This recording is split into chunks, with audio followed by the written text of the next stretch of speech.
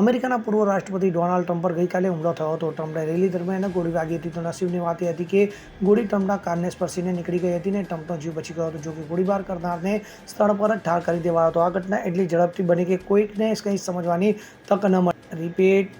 જોકે New York ટાઈમ્સના photographer ડગ મિલ્સે આ ક્ષણને પોતાના કેમેરામાં કેદ કરી હતી.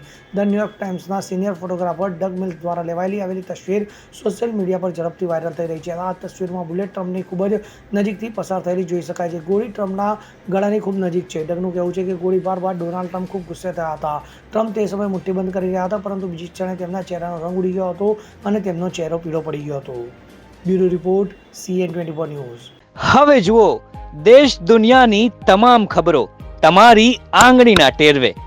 ઉઠાવો મોબાઈલ અને ગૂગલ પ્લે સ્ટોર પરથી ડાઉનલોડ કરો અમારી CN24 ન્યૂઝ મોબાઈલ એપ.